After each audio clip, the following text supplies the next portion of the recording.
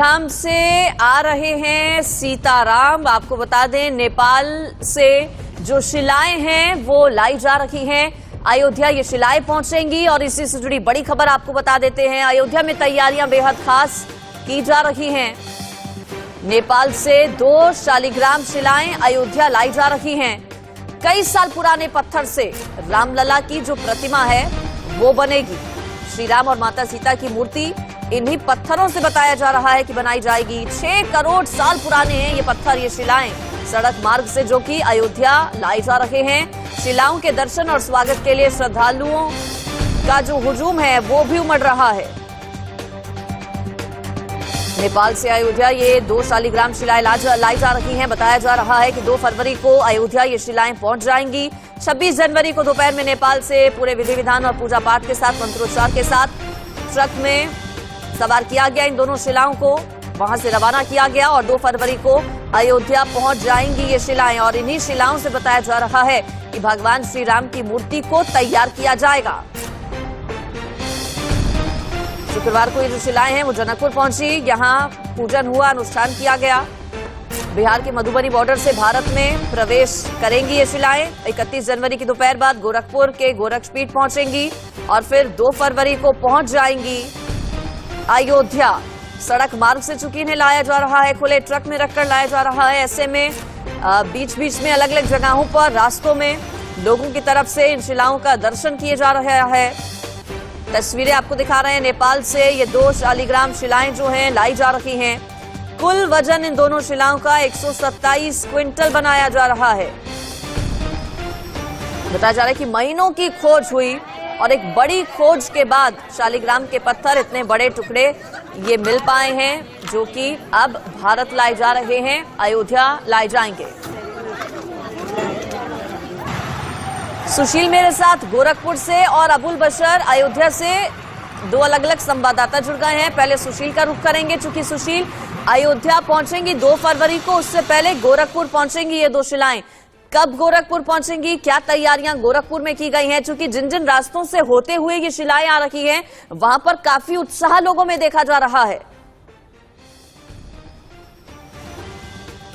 देखिए, बिल्कुल ठीक कहा आपने। पहले मैं आपको बता दूं कि तकरीबन 6 करोड़ वर्ष पुराना जो है ये आधारशिला है और इन 2 आधारशिलाओं को बाकायदे क्षमा याचना के साथ विधि विधान पूजा अर्चना करने के बाद ट्रकों पे लोड किया गया और उसके बाद जो है ये काली गंडक नदी है वहाँ से इसे किनारे से लिया गया है और उसके बाद जनकपुरी, बिहार, मुजफ्फरपुर, गोपालगंज की दिशा से होते हुए उत्तर प्रदेश के कुशीनगर में ये प्रवेश करेगा और कुशीनगर से होते हुए ये बाकायदे विभिन्न जगहों से होते हुए तकरीबन जो है 31 तारीख को जो है ये गोरखपुर पहुँचेगा और 30 तारीख को ये गोरखपुर पहुँचेगा और तकरीबन देर शाम के बाद ये गोरखनाथ मंदिर पहुंचेंगे और रात्रि विश्राम ये लोग यहीं करेंगे, चूंकि इनके साथ तकरीबन 100 के जत्थे हैं और विश्व हिंदू परिषद के तमाम पदाधिकारी मौजूद हैं और बाकायदे जगह जगह पर इसका स्वागत किया जा रहा है। और उसके होते हुए जब ये गोरखनाथ मंदिर में पहुंचेंगे, उसको लेकर गोरखनाथ मंदिर में एक भव्य तैयारी की जा रही है। चूंकि कह सकते हैं कि जब 6 करोड़ वर्ष पुराना ये आधारशिला यहाँ आ रहा है अयोध्या के लिए जाने के लिए,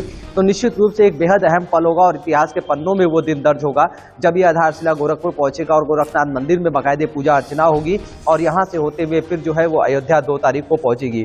तो जगह जगह पे इसको लेकर के पूरी तरीके से तैयारी की गई है। जगह जगह पे चूंकि ये जो जत्था निकलेगा ये रुकेगा नहीं, चलता रहेगा। बस जगह जगह इनके जो लोग रहेंगे दर्शन करने वाले वो इनका स्वागत करते रहेंगे और दर्शन करते हुए ये जत्था पूरी तरह से आगे निकलता जाएगा। क्योंकि ये जो 2 शालिग्राम है इसके अगर हम टन की बात करें तो एक 26 टन, दूसरा 14 टन का है और तकरीबन 30 तारीख को दोपहर बाद गोरखनाथ मंदिर में ये पहुंचेगा। ठीक है, अबुल बशर मेरे साथ अयोध्या से जुड़े हैं। अबुल बशर, 2 तारीख को अयोध्या पहुंच रही हैं ये शिलाएं, यहाँ पर किस तरह से स्वागत की तैयारी की गई है? शिलाएं जब पहुंचेंगी तो क्या पूरा जो विधि विधान रहेगा मंत्रोच्चार के साथ, क्या पूजा पाठ अनुष्ठान रहेगा? कौन कौन इस दौरान मौजूद रहेगा और कैसे इन शिलाओं से बनाई जाएगी रामलला की मूर्ति?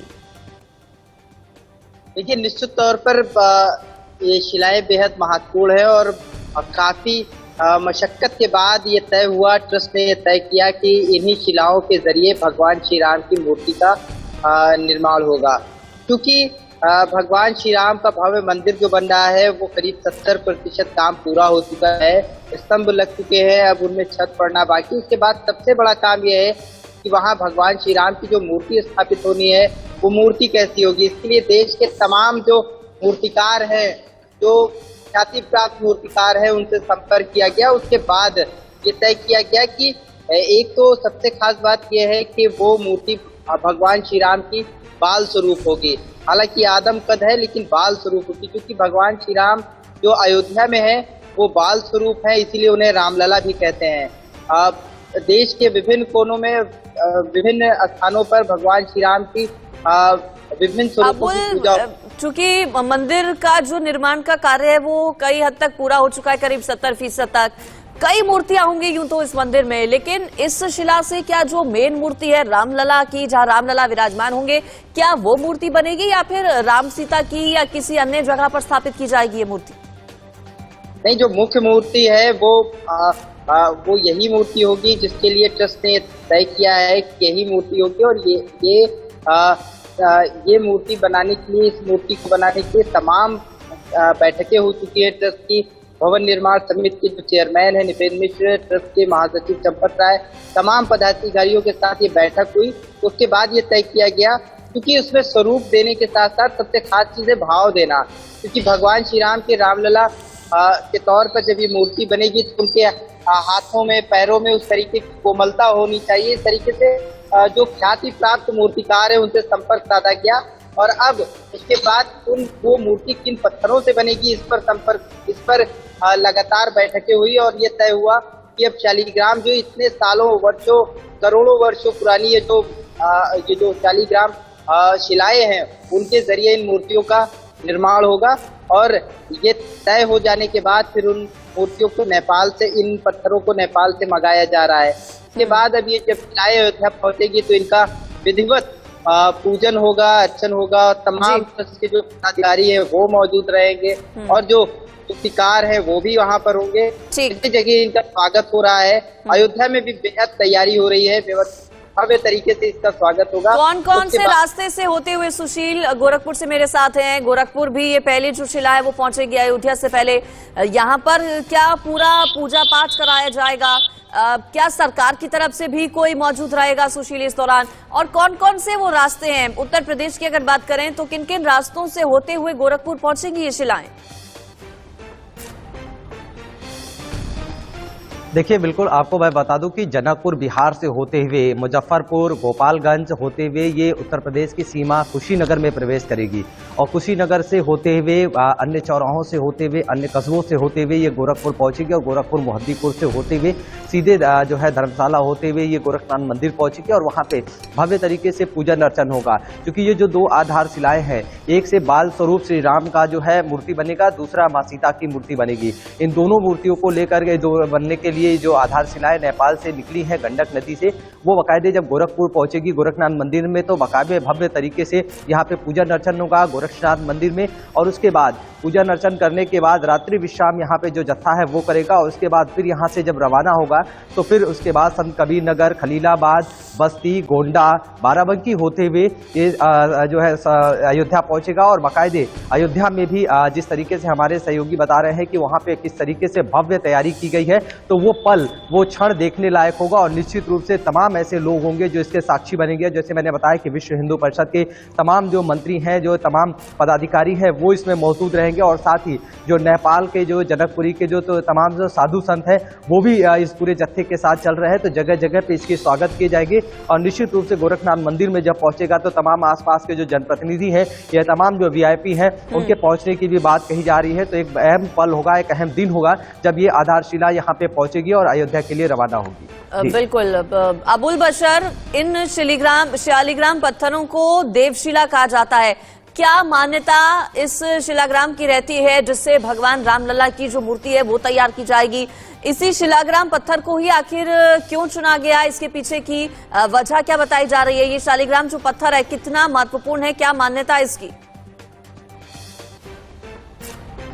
ये काफी दिनों की, मैंने पहले ही बताया, काफी दिनों की मेहनत है। ये होमवर्क एक तरीके से कह लीजिए। जो ट्रस्ट के लोग हैं, जो पदाधिकारी हैं, अभी कल भी और आज भी 2 दिवसीय बैठक का दौर जारी है। भवन निर्माण समिति के चेयरमैन निपेंद्र मिश्र अयोध्या में ही है, चंपत राय जो महासचिव है वो भी है। तो ऐसे में तमाम कोशिशें हुई, तमाम कई बार बैठकों का दौर जारी रहा, जिसके बाद ये तय हुआ, निष्कर्ष निकला कि चूंकि देखिए जो अयोध्या में भगवान श्री राम का जो मंदिर बन रहा है ना, वो करीब 500 सालों के संघर्ष के बाद, तो हर चीज जो एक एक चीज है वो बड़ी बारीकी से और काफी जो जिसका पौराणिक कोई महत्व है उस तरीके से कोई कसर न रह जाए, इसलिए इस लिहाज से बनाई जा रही है। हर एक मुमकिन कोशिश है कि उसमें कहाँ से क्या खूबसूरती कैसी हो, उसकी मजबूती कैसी हो, क्योंकि राम मंदिर जो बन रहा है वो भी ऐसा होना चाहिए कि उसकी मजबूती जो कोई देखे, मजबूती ऐसी हो कि आंधी तूफान में भी उस पर कोई असर न पड़े, खूबसूरती ऐसी हो कि जो कोई देखे वो देखता रह जाए। तो हर तरीके से हर मुमकिन कोशिश हुई है कि कहीं से कोई कसर न रह जाए। इसी लिहाज से जब मूर्ति बनाने की बात आई, तो जब जो भगवान श्री राम की जो यहाँ मूर्ति स्थापित होगी, तो जिसको कहा जा रहा है कि 1 जनवरी से प्राण प्रतिष्ठा का काम शुरू हो जाएगा, तो ये मूर्ति जब लगेगी तो ये कैसी होनी चाहिए, किन शिलाओं से बनी होनी चाहिए और कौन से जो ख्याति प्राप्त मूर्तिकार है जो इसको आकार देंगे, क्योंकि जो भगवान श्री राम का बाल स्वरूप अयोध्या में जो भगवान श्री राम यहाँ लोगों को दर्शन दे रहे हैं वो रामलला के तौर पे है। तो अबुल बशर, चूंकि गृह मंत्री अमित शाह ने कहा कि अगले साल 1 जनवरी 2024 से राम भक्तों के लिए जो मंदिर है वो खुल जाएगा, और अगर बात करें श्री राम भूमि तीर्थ क्षेत्र ट्रस्ट के महासचिव चंपत राय की, तो उन्होंने कहा कि अक्टूबर तक काम जो है वो लगभग पूरा हो जाएगा। ऐसे में क्या अक्टूबर तक ये जो शिलाएं लाई जा रही हैं इनसे मूर्ति भी बनकर तैयार हो जाएगी? मूर्ति बनाने का काम इन शिलाओं से कब तक शुरू होगा? देखिए, अक्टूबर तक जो बात कही जा रही है, जो कार्यदायी संस्था है उसको भूतल के निर्माण कराने की डेडलाइन दे दी गई है कि आप भूतल का जो निर्माण है वो करवा दीजिए। और अगर भूतल के निर्माण की बात की जाए तो 70% काम लगभग पूरा है, स्तंभ लग चुके हैं, थोड़े से स्तंभ ऊंचाई पे और जाने हैं, उसके बाद छत का निर्माण होना है और उसी में भगवान श्री राम की जो मूर्ति बनने वाली है वो उसी पे स्थापित होगी। सबसे खास बात यह है कि इस मूर्ति की एक विशेषता ये भी है कि जब रामनवमी के दिन जब सूर्य की किरण पड़ेगी, यानी जब भगवान श्री राम का जन्मोत्सव होता है, तो ठीक 12 बजे जन्मोत्सव के समय उनके शीश पर सूर्य की किरण पड़ेगी। इस तरीके की व्यवस्था की जा रही है और इसके लिए जो रिसर्च टीम है उसने पहला चरण बखूबी पार कर लिया है, यानी सक्सेस हो गया है ये चरण। तो चलिए ठीक है, अबुल और सुशील आप दोनों का बहुत शुक्रिया इस पर जुड़ने के लिए और जानकारी देने के लिए। तो देखिए तैयारियां खास की जा रही हैं और 2 तारीख वो तारीख होगी जब ये शिलाएं पहुंच जाएंगी अयोध्या।